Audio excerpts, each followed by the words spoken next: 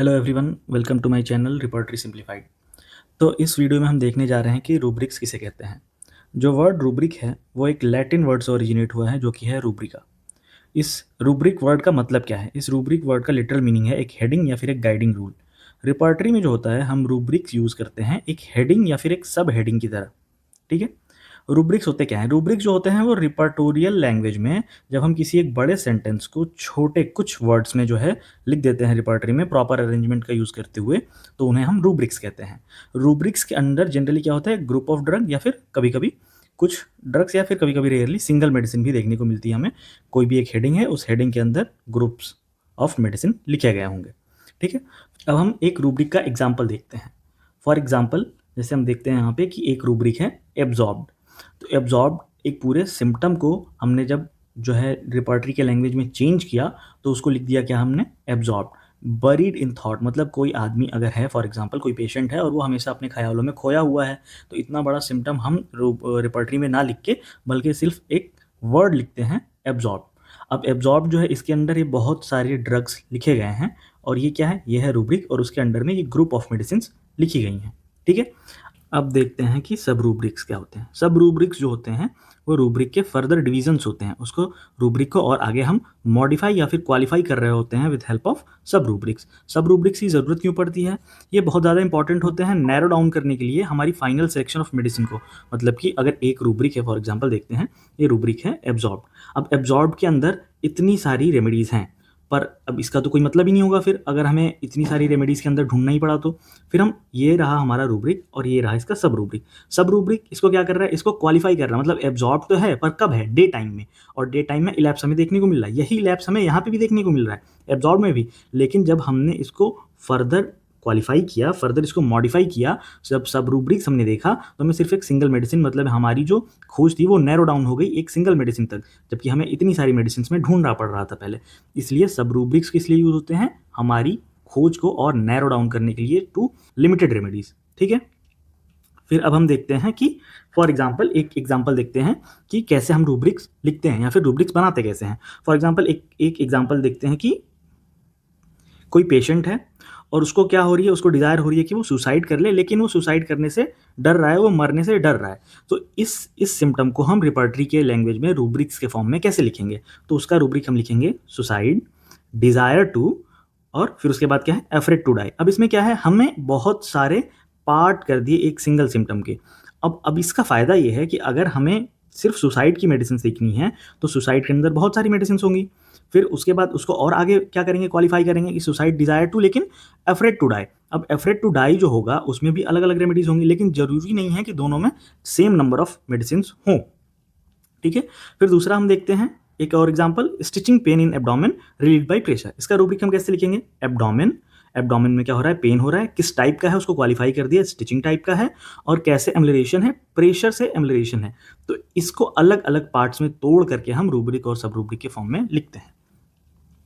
लेकिन ज़रूरी नहीं है कि हम हर रिपर्टरी में सिम्टम्स को ऐसे चेंज ही करें, क्योंकि जो कॉन्कॉर्डेंस रिपर्टरी होती है, अभी हम आगे देखेंगे रिपर्टरी के टाइप्स, तो उसमें एक कॉन्कॉर्डेंस रिपर्टरी आती है। कॉन्कॉर्डेंस रिपर्टरी जो होती है उसमें क्या करते हैं? हम सिम्टम्स को कोई भी चेंज नहीं करते हैं। जैसे प्रूवर अपनी लैंग्वेज बताता है, हम एज इट इज़ उसको रिपर्टरी में वैसे ही लिख देते हैं इन फॉर्म ऑफ रूब्रिक्स।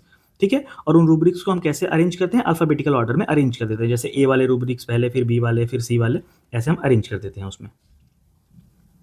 अब हम बात कर लेते हैं कुछ टाइप ऑफ रूब्रिक के बारे में। सबसे पहले देखते हैं जनरल रूब्रिक। तो जनरल रूब्रिक होता है वो मेन रूब्रिक होता है और वो एज अ मेन हेडिंग लिखा जाता है अलग अलग चैप्टर्स के अंदर में। ठीक है। ये हम साइड में साइड हेडिंग की तरह लिखते हैं इसको, और इसके अंदर लार्ज नंबर ऑफ मेडिसिन लिखी होती हैं। इनको हम सुपर रूब्रिक्स भी बोलते हैं। ठीक है। और जो सब रूब्रिक्स होते हैं, हम अभी पढ़ के हैं सब रूब्रिक्स क्या होते हैं, वो फर्दर डिविजन होते हैं रूब्रिक के। फॉर एग्जाम्पल यहाँ पे देखते हैं कि ये क्या है? ये साइड में लिखा गया है एक हेडिंग, और ये क्या है? हमारा रूब्रिक है। इसको हम सुपर रूब्रिक या जनरल रूब्रिक भी बोलेंगे। इसके अंडर में बहुत सारी मेडिसिन लिखी हुई हैं और फिर उसको फिर क्वालिफाई करते हुए ये लिखी हुई हैं हमारी सब रूब्रिक्स। ठीक है। फिर अब हम बात करते हैं सिमिलर रूब्रिक्स की। सिमिलर रूब्रिक्स क्या होते हैं? ये वो रूब्रिक्स होते हैं जिनकी मीनिंग जो है लगभग लगभग रिजेंबल कर रही होती है। ठीक है। तो इनकी मीनिंग अगर रिजेंबल कर रही होगी तो लोगों को फिर इसको डिफरेंशिएट करना पड़ेगा कि दो रूब्रिक्स लिखे गए हैं पर दोनों की मीनिंग अलग अलग है, उनके अंदर फिर रेमेडीज भी अलग अलग होंगी। ठीक है। जैसे कि हम यहाँ पे देखते हैं, यहाँ पे लिखा है एब्सेंट माइंडेड और फॉरगेटफुल, ये दोनों क्या है, ये सिमिलर रूब्रिक, ऐसा लग रहा है दोनों एक ही जैसी लग रही हैं, लेकिन दोनों अलग अलग हैं। एक है एब्सेंट माइंडेड मतलब कि ध्यान नहीं देना, और दूसरा है फॉरगेटफुल, फॉरगेटफुल मतलब कि भूल जाना। ध्यान नहीं देना और भूल जाना दोनों अलग अलग बातें हैं, इनके अंदर, इन दोनों रूब्रिक्स के अंदर अलग अलग मेडिसिन लिखी होंगी। ठीक है, तो इसकी ज़रूरत क्यों पड़ती है? इसकी ज़रूरत इसलिए पड़ती है ताकि हम सिम्टम्स को करेक्ट रूब्रिक में कन्वर्ट कर सकें और करेक्ट मेडिसिन तक पहुंच सकें। ठीक है, इससे हम करेक्ट चॉइस तक पहुंच सकते हैं मेडिसिन के, कि हमें कौन सी मेडिसिन देनी है। अब हम देखते हैं पर्टिकुलर रूब्रिक्स। पर्टिकुलर रूब्रिक्स क्या होते हैं? सिंपली वही रूब्रिक्स जब किसी पर्टिकुलर ऑर्गन या पर्टिकुलर पार्ट को जब डिनोट कर रहे होते हैं, जब किसी पर्टिकुलर पार्ट के बारे में बता रहे होते हैं, तो उनका हम पर्टिकुलर रूब्रिक बोलते हैं। जैसे फॉर एग्जांपल अगर लिवर की कोई प्रॉब्लम है और लिवर के अंडर में लिखा गया है फॉर एग्जांपल लिवर इंड्यूरेशन, तो जो लिवर इंड्यूरेशन ये एक रूब्रिक है फॉर एग्जांपल अगर कहीं है तो उसमें ये क्या है, ये एक पर्टिकुलर एक पार्ट को रिप्रेजेंट कर रहा है। ठीक है, तो वो पर्टिकुलर रूब्रिक बोला जाएगा। जैसे लिवर, पाम, सोल कुछ भी हो सकता है। फिर हम बात करते हैं पैथोलॉजिकल रूब्रिक। पैथोलॉजिकल रूब्रिक किसे कहते हैं? वो रूब्रिक्स जो कि किसी पैथोलॉजिकल चेंज को बता रहे हों या फिर किसी पैथोलॉजिकल कंडीशन को बता रहे हों, जैसे कि इन्फ्लेमेशन, अल्सर, नेक्रोसिस, ये सब क्या है, ये पैथोलॉजिकल कंडीशंस है। इनको जब हम रूब्रिक्स में कन्वर्ट करेंगे तो उनको हम पैथोलॉजिकल रूब्रिक बोल देते हैं। फिर बात अब देखते हैं क्लिनिकल रूब्रिक्स। क्लिनिकल रूब्रिक्स क्या होते हैं? ये वो रूब्रिक्स होते हैं जो कि किसी डिजीज कंडीशन को रिप्रेजेंट कर रहे होते हैं। फॉर एग्जांपल अगर एडिसन डिजीज लिखा है, अनीमिया लिखा है, जॉन्डिस लिखा हुआ है, तो ये सब क्या है, ये क्लिनिकल कंडीशंस हैं, और जब इनको हमने रिपर्टरी में लिखा तो इसको हम क्लिनिकल रूब्रिक बोल देंगे। फिर आता है एक बहुत ही इंपॉर्टेंट रूब्रिक जिसको हम एलिमिनेटिंग रूब्रिक बोलते हैं। ये जब आगे हम प्रोसेस पढ़ेंगे, प्रोसेस ऑफ रिपर्टराइजेशन, उसमें आता है एक एलिमिनेटिंग प्रोसेस, उसमें इसका बहुत ज़्यादा रोल होता है। ठीक है, एलिमिनेटिंग रूब्रिक जो होता है, ये रूब्रिक किस लिए यूज़ करते हैं? हम एलिमिनेशन के लिए यूज़ करते हैं अपेरेंटली सिमिलर मेडिसिन की। ठीक है, जब हम सिमिलम ढूंढ रहे होते हैं, मतलब जब हम प्रोसेस ऑफ रिपर्टराइजेशन कर रहे होते हैं, जब हम रिपर्टराइजेशन कर रहे होते हैं, उस टाइम पे जो अपेरेंटली सिमिलर मेडिसिन होती हैं लेकिन वो हमारी सिमिलम नहीं होती है, उसको एलिमिनेट करने के लिए, उसको हटाने के लिए जिस रूब्रिक का हम यूज़ करते हैं उसको हम एलिमिनेटिंग रूब्रिक बोलते हैं। ये जो सिम्टम हम यूज़ करते हैं एलिमिनेटिंग रूब्रिक्स के लिए, वो सिम्टम जो है बहुत ही इंपॉर्टेंट सिम्टम होना चाहिए पेशेंट का, कैरेक्टरिस्टिक सिम्टम होना चाहिए, प्रेफरेबली एक जनरल सिम्टम होना चाहिए पेशेंट का। ठीक है, कॉमन सिम्टम्स को हम यूजुअली नहीं लेते हैं एज ए एलिमिनेटिंग रूब्रिक। ठीक है, तो ये हमने रूब्रिक के बारे में पढ़ा, और अगर आपको वीडियो अच्छी लगी हो तो लाइक, शेयर, सब्सक्राइब करना ना भूलें, और ऐसी वीडियोज़ के लिए कमेंट करें। Thank you.